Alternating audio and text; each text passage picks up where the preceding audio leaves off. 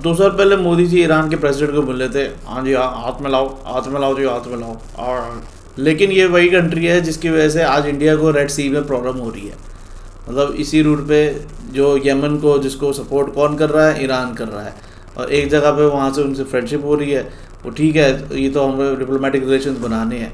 But देखो, वही same country जिससे हमारी फ्रेंडशिप है, वो आज यमन को मिसाइल्स और सबको वेपन्स दे रही है ताकि वो रेड सी को ब्लॉक कर पाए। और आज यमन के हाउथीज कह रहे हैं कि भाई हम भी सेम स्ट्रैटेजी करेंगे जो ईरान ने करी थी सी रूट पे। और ये हाँ, ये डेफिनेटली इंडिया के लिए प्रॉब्लम क्रिएट कर रहा है, क्योंकि हमारे यहाँ से जो बासमती राइस जाता है, जितने भी ट्रेडिंग होती है इजराइल की तरफ, वो सारा इसी रूट से जाता है, वो सारा रेड सी के थ्रू ही जाता है। अब एक तरफ स्ट्रेट ऑफ हरमूज की प्रॉब्लम चल रही थी जहाँ पे ईरान ने कब्जा कर रखा था सी रूट पे, तो दूसरी तरफ एक और बड़ी प्रॉब्लम क्रिएट हो गई। अब जैसे ये जो है, अगर आप एरिया देखो, ये रेड सी है, और रेड सी के जो एग्ज़िट है वहाँ पे यमन है, और इसी एरिया में हाउथीज़ ने अब टेक ओवर कर लिया है। जो ईरान यहाँ पे स्ट्रेटजी कर रहा था कि यहाँ से शिप्स नहीं निकल पाएंगी, उनको रोक रहा था, सेम अब यहाँ पे वो भी हाउथीज़ जो यमन के टेररिस्ट ऑर्गेनाइजेशन है, वो अब यहाँ पे ब्लॉक कर रहे हैं रास्ता। ये वही सी पायरेट्स है जिनसे फाइट करके इंडिया ने 2 साल पहले रेस्क्यू ऑपरेशन करा था। ये वही सी पायरेट्स है जिनसे 2015 में इंडिया ने, जब यमन में वॉर हुई थी, जब वहाँ पे मिलिट्री टेक ओवर हुआ था हाउथी से, तब वहाँ पे इंडियंस को वहाँ से रेस्क्यू करा था। 4,500 से ज़्यादा इंडियंस को इंडिया ने रेस्क्यू करा था उस टाइम पे 2015 में। तो अब कहाँ से जाएंगे? पीछे से तो जा नहीं सकते, या पूरा अफ्रीका पूरा घूम के जाएंगे, वो भी नहीं हो सकता। और सबसे बड़ी बात, ईरान के लीडर्स खुद अब उनको, जो हाउथी जो अब टेक ओवर कर रहे हैं इस रीजन को, रेड सी को, ईरान का लीडर खुद ही उनको अब सपोर्ट कर रहा है, उनको थैंक यू कह रहा है। और ईरान ने उन हाउथी ग्रुप के लीडर को थैंक यू कहा है जो अब सेम स्ट्रैटेजी फॉलो कर रहा है। वो लीडर है ये अब्दुल मलिक।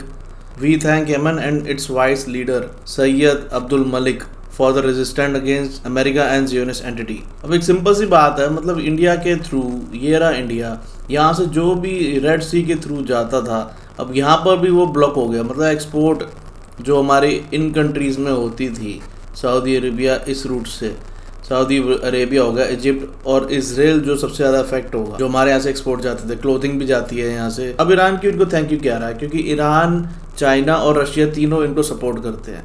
इनके पास ये नॉर्मल टेररिस्ट ग्रुप था जो अब इतना पावरफुल बन गया है कि इनके पास सरफेस टू सरफेस मिसाइल्स भी आ गई हैं, इनके पास क्रूज मिसाइल्स हैं।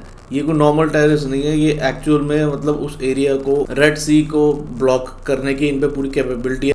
इनके पास यूएवी ड्रोन्स भी हैं, सरफेस टू सरफेस मिसाइल जो 1800 किलोमीटर रेंज तक जा सकती है, क्रूज मिसाइल जो 2000 किलोमीटर रेंज तक जा सकती है। और अपनी पावर प्रूव करने के लिए उन्होंने अब ये वीडियो भी रिलीज कर दी। Yemen's Iran-backed Houthi rebels officially entered the war on Iran's side. अब ये जो स्ट्रेट ऑफ हरमूज और रेड सी की प्रॉब्लम क्रिएट हुई है ना, इससे अब पूरे वर्ल्ड में ये वार्निंग फैलने वाली है। जितने भी ये सी रूट्स हैं, जितने भी ऐसे बॉटलनेक्स हैं, जो ऐसे सी रूट जहाँ पे कोने वाली कंट्री एक ऐसा एरिया टेक ओवर कर सकती है, शिप्स को रोक सकती है, जहाँ से मेजॉरिटी ऑफ द कंट्रीज मतलब अफेक्ट हो सकती है। अब ये पूरे वर्ल्ड में ये बात, हर कंट्री इस लेवल का अब एक्शन ले सकते हैं। मतलब फ्यूचर में क्या, इन्होंने एक एग्जांपल सेट कर दिया जो आगे भी चलने ही वाला है।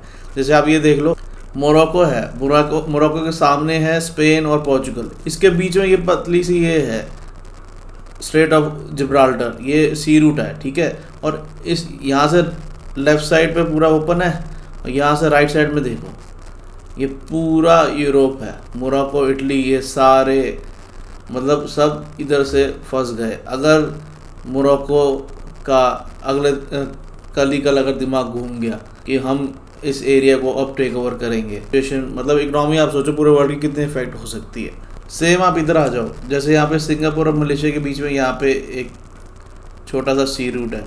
फिर इधर आ जाओ, चाइना ताइवान के बीच में तो हमेशा प्रॉब्लम चलती रहती है। इधर देख लो, इस लाइन पे जो अभी भी इशू चलता ही है, यहाँ पे लेफ्ट साइड पे चाइना, इधर ताइवान है, इसके बीच में ये सी रूट है। तो मतलब अब सी रूट की अपनी अलग लड़ाई चलनी चालू हो सकती है फ्यूचर में, जो इन्होंने ईरान ने और ये जो यमन ने जो अब एग्जाम्पल सेट करा है। ये कोई छोटी मोटी बात नहीं है।